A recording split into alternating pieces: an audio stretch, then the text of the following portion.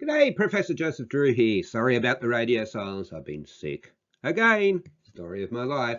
But anyway, this video is incredibly important. It's one I've wanted to make for a long time. The best advice I have ever received for academic writing. And I'm sure it will be the best advice you will ever receive for academic writing.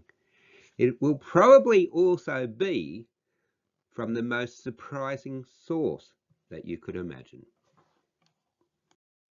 So before I tell you what it's all about, don't forget to subscribe. I do this in my own time with my own resources. All I ask for in return is that you subscribe and you send it to someone else. So where did this advice come from? Tommaso di Aquino. 1274 he died. Author of some huge academic works, extremely well thought out and well set out and extremely precisely expressed academic works, such as the Summa Contra Gentiles, Summa Theologica, and De Regno. Don't be turned off because of his origin. Some of you might have guessed. It's not important what tradition people come from. What's important is what they have to say. And what he said, which you're about to see, is, without a doubt, the best advice I've ever had. It's something I ponder every single day before I write, and it's what's got me to where I am. Almost 100 publications and just over 10 years. So I've taken out a little bit of it at this stage, and I'll give you the whole thing in a minute. And I want to go through this step by step and explain why it's such incredible advice. So let's look at this first sentence. Give me a sharp sense of understanding. You must understand what you're going to write about. Now it seems obvious, but most people start writing before they really understand what they're doing. As I've said in other videos, and there's a good video about this done recently, they're two distinct tasks. There's one task is the thinking, the other task is the writing. The far majority of academics and students want to conflate the two tasks and make them one thing. They're not. They're two separate, distinct things. And Thomas de Aquino understood this. Give me a retentive memory. You must be able to remember things. Yeah, I know you can look things up, and I often use PDF because you can search by word once you have papers and books and things like that. I know it's in there somewhere in that paper. I don't know precisely what page number. I'll grab the right paper, search by word, and find it very quickly. But you've still got to be able to remember which author, which paper said what thing.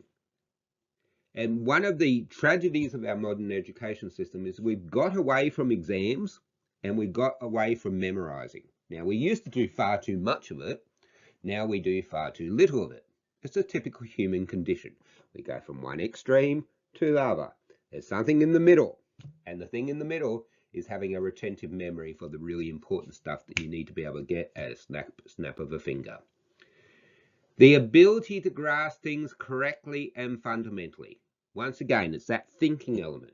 Until you understand and grasp and understand at the fundamental level, until you can explain it to someone else.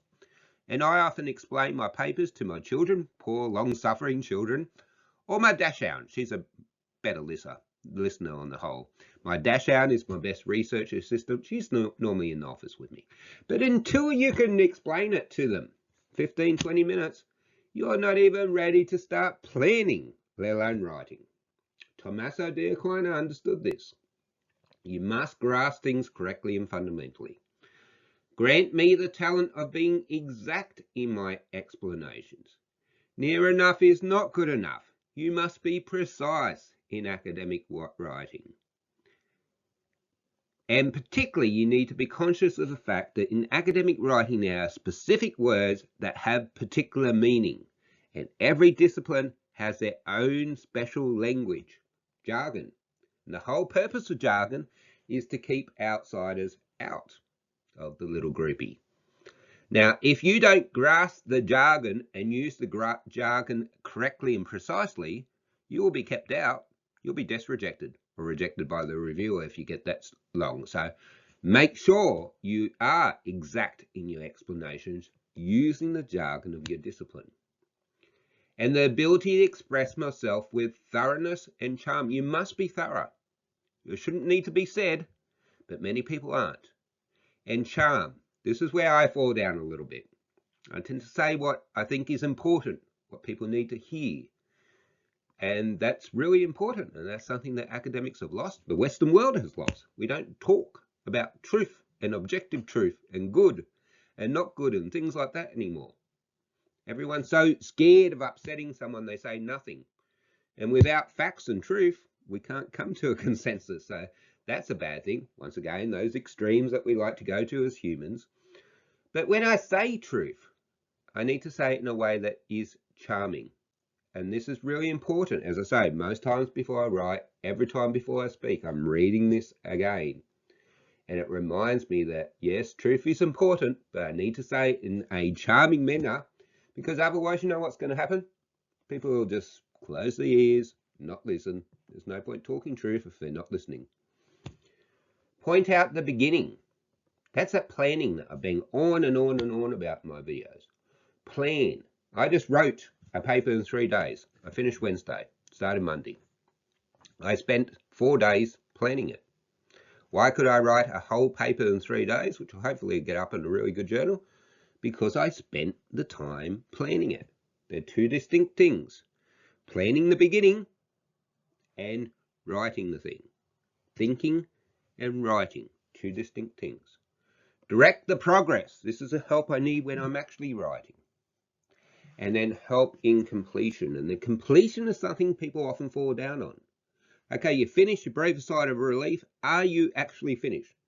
No, you're not. As I've told you many times, put it away for a week.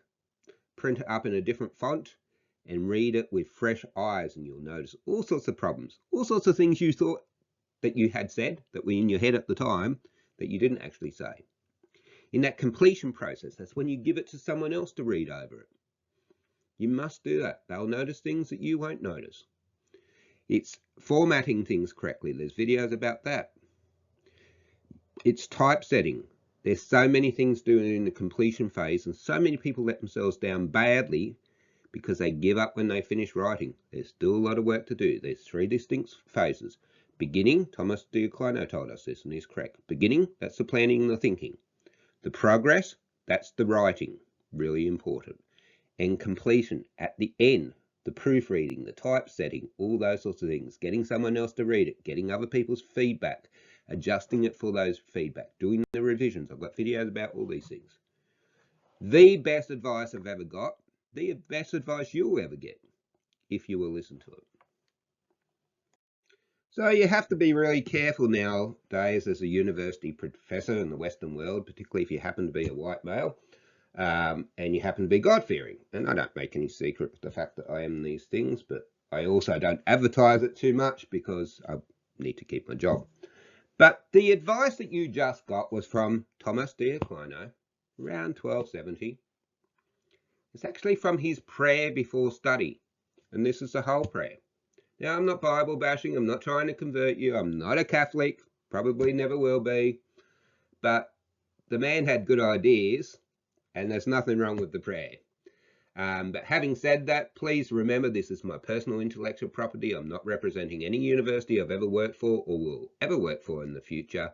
This is my personal opinion. Don't attack me. Don't cause trouble for me at the work or anything like that. I'm not trying to do a religious sermon. I'm just trying to give you information. This is a historical document from the past, and some of you might find it of benefit. I've been in the game, 11, 12 years, written almost 100 papers, 6 books, my 7th book at present, almost finished, yay. This works. Everything I tell you works. And I tell you these things because I want to help you. That's all we want. We all just want to get better and flourish as human beings. And that's what this channel's all about. All I ask for in return is that you like it. Send me a nice message if you feel so inclined. Send the video to someone else that we can help. As a group, we can do more than any single person can. And don't forget to subscribe. Thank you very much for your time. Goodbye.